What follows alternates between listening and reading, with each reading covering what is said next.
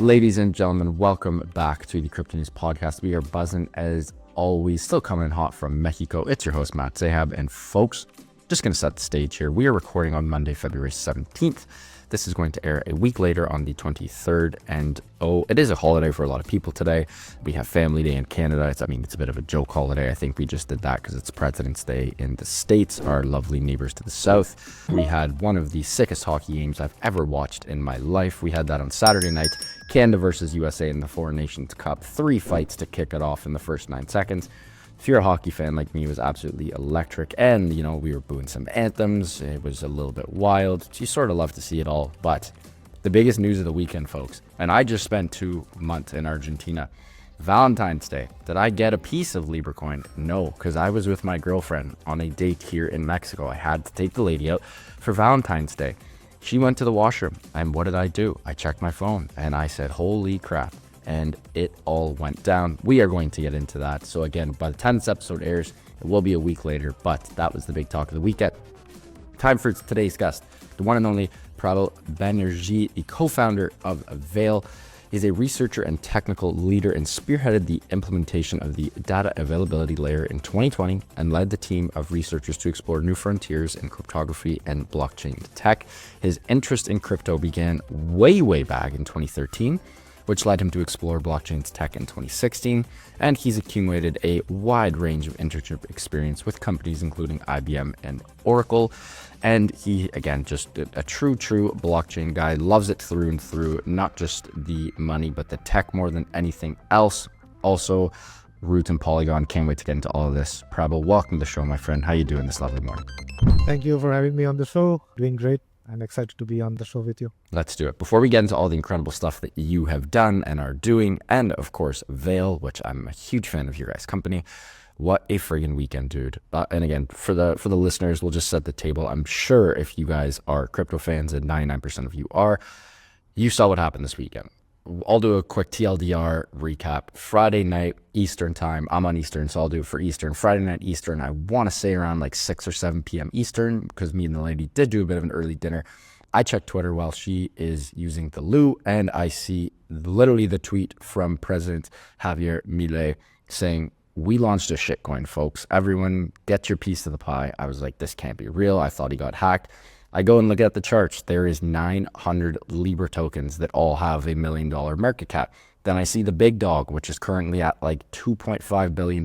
I'm like, this seems too sketchy. I let it go. On the walk home, I check.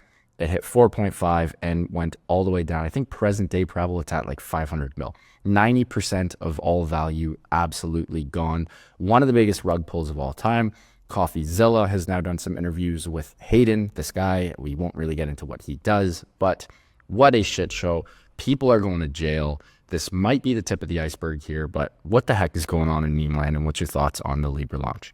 I think, as I was mentioning to you before, this was bound to happen. Every kind of, this kind of movement has its starting point where the idea is new. It's a new kind of a spirit which comes into the ecosystem. I think in its essence, tokenization is an absolutely brilliant idea. It is the future that every asset class, every kind of information is going to be tokenized ultimately.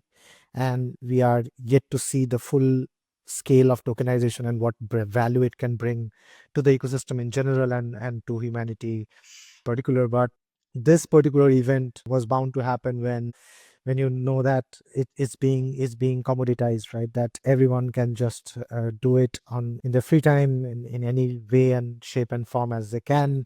The endorsements are sketchy. The overall the process is, there is no set process. I would just like to say that, like, although from to us, if you are seeing it from the outside or if you are seeing this from the periphery, it might seem like another just bad incident that has hit our industry. I'm just very sad for every retail person who didn't know anything about this industry and who came in just because of this, and that's a sad day for him. And probably we lost users with this, and that's the saddest part, at least for me. I agree. Yeah. The opportunities like this can do so much good. It's just like, you know what I mean? Like, even, and again, obviously, I'm sure Milei doesn't know that much about meme coins and the launch and everything, but you had to know, like, this is a PvP game, meme coins, right? This isn't, oh, we can all get rich together. It's like, if I'm getting rich, you're getting poor, dude. You know what I mean? Like, someone's got to be holding the shitty bag at the end of the day. And I just think a lot of people are going to jail. Last point we'll sort of discuss on this. Have you seen any of these interviews with Hayden and CoffeeZilla? Have you seen any of this yet? No, I saw a few of the videos and the writings that each of them, like some of them actually posted, but I didn't see any of the interviews. But overall, I think many things are yet to be unfolded. Like, we shouldn't let this one slide, in my Yeah, opinion. And I this agree. is not just, I mean, it's not like just finding who is at fault and such, but about making sure that the next time this something like this didn't happen. Like, it's more important that way. I'm like, we need consumer protection, we need retail protection. Otherwise, we are going to be just a meme industry. So, and Exactly. I'm not building for that future, at least. Yeah, well said. Last point on this that interests me, I think, more than anything else, the sort of the cable, the cabal, however, which way you like to speak. I won't name names, but everyone knows sort of the big 10, 20, 30 guys and gals who run all of these memes, and they set up streams and they click around on some bullshit, and they're somehow early to every single one of the 100x ones. Now, this is obviously Fugazi. Everyone with half a brain knew that this was Fugazi from the get-go, but this was the first time up until today. I don't think we had bulletproof evidence that showed and portrayed that this whole cabal cable, whatever you want to call it, was literally getting early allocations to every single coin. I think this weekend Prabal really changed just sort of the meme sector and meme industry as a whole, and has, you know, second and third order network effects to the rest of our industry, which again excites me because we can't keep. I miss the good old days when, you know, you can invest in a coin. It actually had, you saw that slow build up. They weren't these vicious, crazy, volatile rips and downs. So I'm very excited for that. We've given way too much time for memes on the show, but this was, in my opinion, probably the biggest piece of news this year. Jumping into you and Avail here. You've done some incredible stuff. Give the listeners just a quick little background check on a little bit about what you did, your time with the Polygon, now Matic team. Also, thank goodness that it's branded back to Matic. I never really understood the Polygon brand with the Matic token. It always drove me crazy. But explain a little bit about, you know, your time with Matic, and then walk us through the founding story of Avail, and then we'll get into all the fun stuff here. Yeah, I think I started journey way back, and just reading about cryptography and such always excited me. And then when I got into my PhD program as part of my research, I came to see about what blockchains are, and this completely fascinated me. I mean, the kind of, you know, the different kind of fields that can all come together and make this thing click together and work, and the amount of impact that this technology can have, that is so profound that it completely glued me in. 4 years doing blockchain research from 2016 to 2020, and then I dropped off to join Matic. Of course, it got into Polygon later, and I led the research for some time, around 2.5, 3 years, I think. Within Polygon, of course, I did many different things. There was a POS network, which started off as a Plasma, and then went on to become one of the major scaling solutions in Ethereum land as we know it. And while doing all of this is when we started Avail. We quickly saw that, you know, the ability to scale blockchains has to be done from the ground up, and data availability forming a key component of that. And then we saw the enormous potential that when you have the abundance of scaling blockchains, what kind of problems can that come into, and hence we wanted to have, you know, this kind of a shared security notion and a seamless interoperable blockchains and such. So from there is when we started Avail within Polygon. And then, you know, earlier, 2 years back, I think, yeah, we spun Avail off from Polygon because we wanted it to be credibly neutral. It was not doing its justice just within the Polygon ecosystem. It has to be used by all the ecosystems, and only then it can reach its full potential. And that's the kind of founding story of Avail. And Anurag, my fellow co-founder, was a co-founder of Polygon. He spun it off, and we did it together. I love that. So the big sort of value prop and secret sauce of Avail is obviously the blockchain interoperability. This is something, I mean, heck, we've done over 400 episodes of the Crypto News Pod. I want to say blockchain interoperability was literally a focal point back in 2021 when this started. 5 years later, 4 years later, we're still trying to fix this problem. Let's talk about the problem and then we'll get into the solution. I'd love if you could just set the stage. Like, when are we going to fix this? I get to that later, but like, start us off with the whole, like, what is the issue with it, with all these so many incredible chains and blockchain companies and protocols, but they really can't talk to each other, or they can, but it's a shit show. You got to use bridges. It's a nightmare. And I always use the example, both my parents, pretty tech savvy folks, but not blockchain degens like you and I. If I told them to go and try to bridge from chain 1 to chain 2, they'd be like, what the fuck is this? This is a nightmare. I'm not doing this. I'm going to go back to my bank. So walk us through the problem with cross-chain comms and interoperability, and then sort of walk us into the solution and when we might see an actual timeline for when this shit's ready to pop. So let me try to phrase it differently. I mean, I'm sure that you have heard this from so many different people, that you have probably heard about all the different perspectives. Let me try to offer you a new one. I think what we are trying to build at Avail is what we call as horizontally scalable blockchains. What we mean by that is, if you think about web technology in general, or technology in general today, you will see that they are all horizontally scalable. So we don't talk about, if there is a website, this website is seeing enormous amount of traffic. It can scale with its demand. That is the real reason why technology, and web technology in particular, has been able to scale with demand, has been able to go through the test of time. That is the core thing which is missing about blockchains. In blockchains, what we have done is we have bet on singular blockchains to think about how they will be the ultimate scaling solution. We want to change that. We want to change that and say that there will never be a single blockchain which will be able to scale to the demand of 8 billion people. That is a vision which is not going to be true. What vision that has seen existing, there is existing example to show, the evidence suggests that you will need to have scalable blockchains which can offer a singular experience. What that means is, I as a user, when I interact with Instagram, I don't care which server of Instagram am I interacting with, right? That server may be just like the house beside me, or that server may be, thousands of miles apart, and it doesn't matter. That is the experience that we want to enable that user. Interoperability, or if you think about HTTP and TCP/IP and all these building blocks on which the World Wide Web, or the Web 2 is kind of built upon, they are just glues. They are glues so that it can offer this kind of a singular experience to the user. We are trying to make interoperability be possible so that your parents and my parents don't even need to know that some interoperability is Yes. happening there, right? Yeah. That is what we want to do.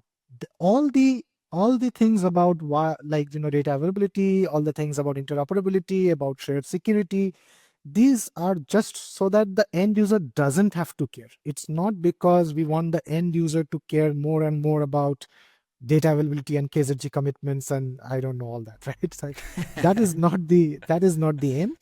With interoperability also, that is not the aim. Given that context, to head on answer your question about when are we going to solve it, there are fundamental issues. It's not that people have not tried. It's not that it's an easy problem and we are just dragging off the solution because we are trading meme coins. That's probably not true. The reality of the situation is that interoperability has its own nuances. If you look at our evolution as an industry, one of the most vulnerable pieces of infrastructure was interoperable infrastructure. The most things that got hacked are bridges and such, right? So we know that it is an essential piece, but it's one of the most harder pieces to actually build. And that is the reason why it is taking us more and more amount of time, because we want each of the teams are taking different trade-offs, are taking different UI UX kind of preferences, are taking different kind of technological preferences. Some are going for message passing based, some are going for intent based, some are going for short tail of high liquidity assets, some are going for the entire spectrum of assets like arbitrary message passing and so on. So This is convoluted kind of a problem, and hence the solution will be, each one of them will be solved with some technical breakthroughs which have already been done and are going to be done. But at the end of the day, it will appear to the user as if the problems didn't even exist. Well said. Great kickoff. Wow. Well done. Okay. Look, that was awesome. We're going to take a quick break, give a huge shout out to our sponsor of the show. And when we get back, we're going to keep buzzing on blockchain interoperability, the future of it, how we can scale in Web3. Are we ready for mass adoption? And of course, some deep dives into Avail. Until then, huge shout out to Prime XPT, longtime friends and longtime sponsors of the Crypto News podcast. We love these guys as they offer a robust trading system for both beginners and professional traders. It doesn't matter if you're a rookie or a vet, you can easily design and customize your layouts and widgets to best fit your trading style. Prime XPT is also running an exclusive promo for listeners of the pod. Use the promo code CryptoNews50, that is CryptoNews50, all one word, to receive 50% of your deposit credited to your trading account. Again, that is CryptoNews50, all one word, to receive 50% of your deposit credited to your trading account. And now back to the show with Prabal. Mate, let's jump into, I was going to ask you about, more solutions, but that's what Avail is doing. So give me the quick elevator pitch on Avail, the TLDR, and then I got a couple follow-ups for you here. So as I mentioned, like at Avail, we are trying to build for this horizontally scalable blockchain infrastructure. And for that, we are trying to kick it off with, being able to offer abundant scalability. And that's the Avail DA part. Along with that, we know that when there are multiple of these chains in a rollup centric world, they need to be able to talk to one another and be doing that in the most trust minimized way that is possible. That is why we are building Nexus, which allows the chains to talk to each other using, let's say, ZK proofs or TEEs or fraud proofs, depending on what is the best possible solution that is available for this class of chains. And after that, we are trying to provide the highest form of security, because that's why we are all using blockchains, to be very clear. And that is what we are trying to do with Avail Fusion. So like overall, we are trying to enable all the essential key pieces of infrastructure needed to enable a rollup centric world. And that's just Avail Fusion. Walk me through Avail DA and Avail Nexus as well, the two of them. So at Avail DA, what we are trying to have is, we are trying to make sure that all the rollups can essentially have the entire scalable piece of infrastructure, where the entirety of the transactional data or state delta, whichever the rollup uses, they are being sent to Avail DA. And then any light client, that is, let's say, a user's phone or a smartwatch or a Raspberry Pi, they can all sample and verify the availability of the data very, very efficiently. That is the key piece of why we are building this infra. We are not building this infra so that we can have one big server where a lot of data can be just uploaded, right? That's not the goal. The goal is to empower the user to have the best form of guarantees that they can have without spending huge amounts of compute or having dedicated resources to do that. That is the end goal of permissionless entry and validation of blockchain systems that we want to enable. So, and that is why light clients are essential pieces of infrastructure of what we are building. While saying that, you see that when two blockchains communicate with each other, and coming to Avail Nexus, we also want similar guarantees. That is, we want the light client to not only be able to verify the single source chain or a single destination chain, we also want it to be able to verify both the chains and the interrupt guarantee, right? Because that is only when you know that you have a trust minimized interaction. You do not know which chain you're interacting with, but that doesn't mean that your security assumption is just YOLO, right? You still want to be able to get a succinct proof that no matter which chain you're interacting with and what kind of message passing that they used, you still have the best form of guarantees, a validity proof that the entirety of both the chains and the interrupt that it used was indeed correct. Those are the kind of guarantees that we want. And that's why light clients are at the forefront of what we are building, this entire ecosystem of roll-up chains that we are trying to enable. The light client, or the user, to be very specific, the user wallet or the user extension or something like that, even a phone, even their smartwatch can essentially validate the entire infrastructure in a trust minimized manner. I mean, I love that. I feel like 99% of the people in the interop and cross-chain space are focusing on the hard infra tech, like on the big backend stuff, not on the front end like clients. What's the reason for that? No, I think it's a mix of both. So you will see that people are like, we as an industry, we love to classify, right? We love to classify people as Put in these are chain silos. Yeah. these are Yeah. chain abstraction players, these are roll up players, these are interrupt players, these are bridging players. We even sometimes delineate all these different players as doing something very varyingly different. It's not the case. I think whoever is in the space is trying to address one specific problem and trying to do that well. At least I believe that they are trying to do that, right? That makes the end, like, they have different security assumptions that they are taking. Our security assumption is that we want it to be trust minimized. We don't want people to have to trust even an RPC, right? And you saw what trust can do. Like the starting of this episode and all the things that we discussed were because this was seemingly a permissionless system, but some people had information asymmetry, right? That is the problem, that people were trusting others inputs more than what they can verify, because nothing was verifiable. It was all like It's social qualitative. dust. Yeah, Yes, exactly. yeah, Yeah. It was all right. just word of mouth. Yes. So we want to make most of the properties purely attributable and purely deterministic. That is the way towards which we want to go. Of course, we cannot completely remove the social element of it, right? At the end of the day, we are all social beings.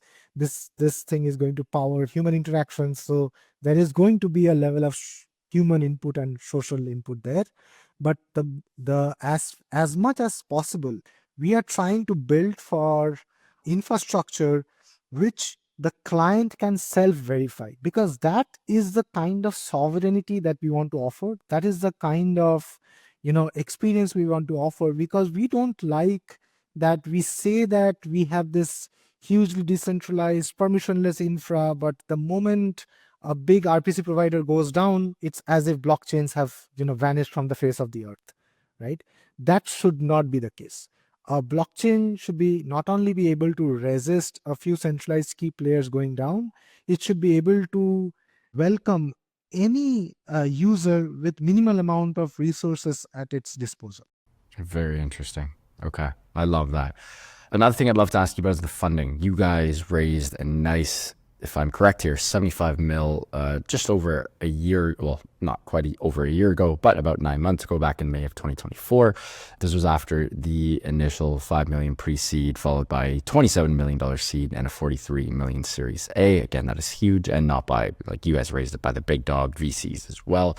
As someone who's building in the space that you're building in, just for the listeners, myself as well, I feel like a lot of this goes towards the team, the tech, trying to build incredible protocols and researching to literally find those technological breakthroughs that you spoke about, which is what we need, the solution we need to fix this current interop / cross-chain problem.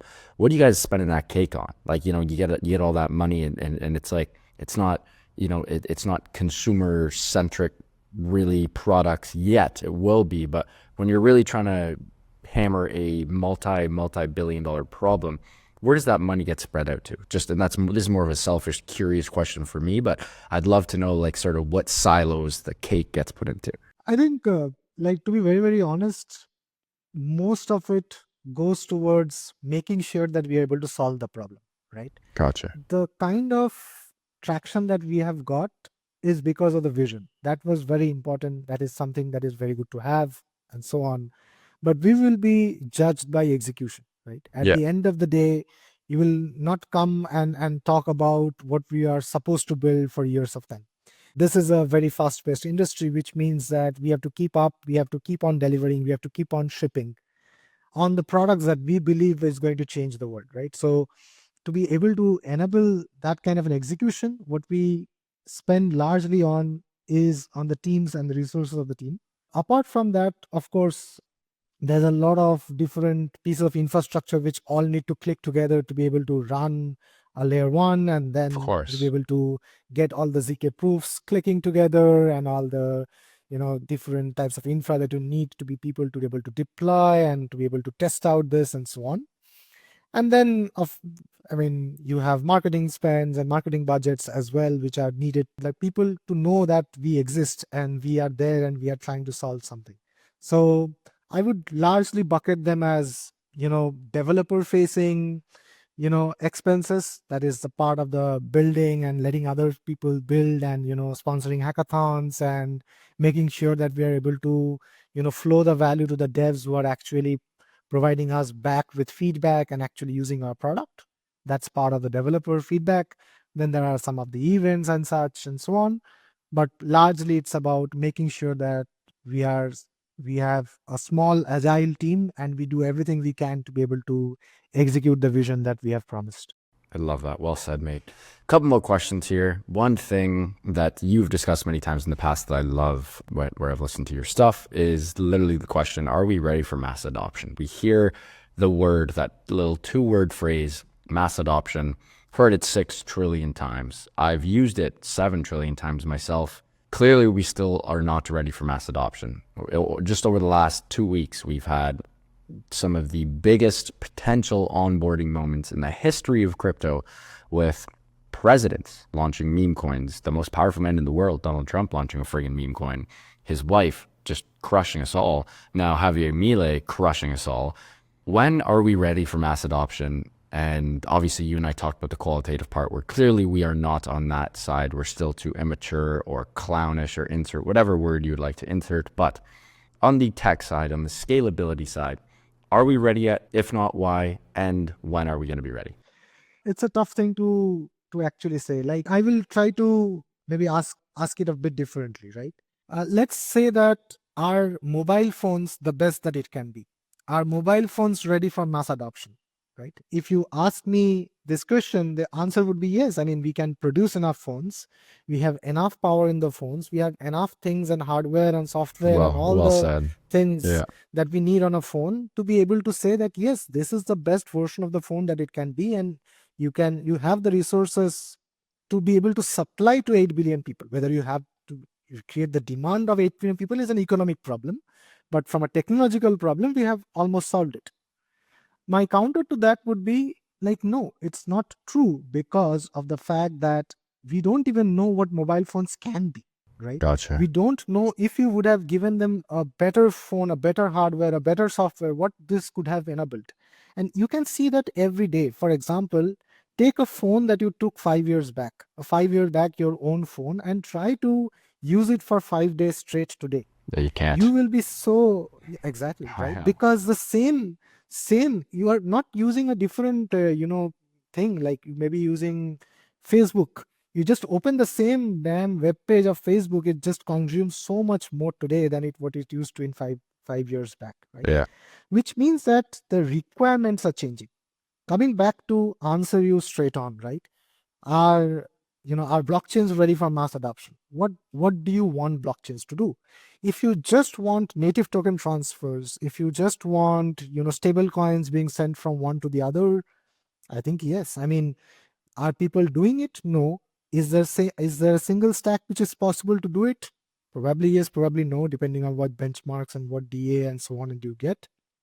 But I'm very, very confident that today there are teams who are doing gigagas per second, or hundreds of thousands of transactions per second on particular stacks. So if your requirement is the amount, like every 8 billion people sending one transaction per day, yes, collectively we have the technical expertise to do so.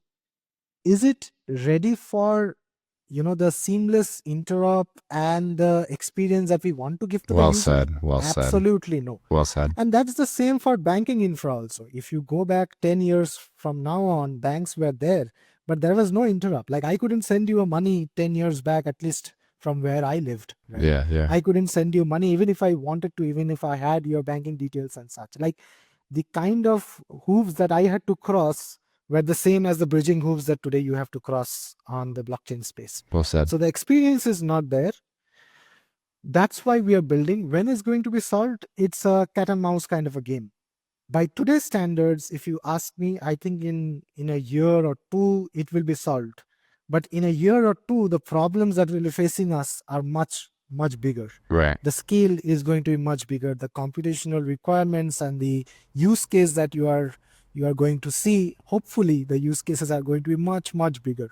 And we are not ready for that. Like if you would have asked me without, like if Solana is enough to handle, you know, token transfers and trading, yes, I mean, there was no instance of, that not being possible. But when you had two meme coins dropping together, you saw things, showing up that it might not be ready, right? So it's the same, and it has nothing to do with Solana's tech. It is one of the best tech that is out there, and I have absolute respect for the team who is building and the collection of teams who are building that. But it's always about that. It's about new use cases, pushing the need for better technology.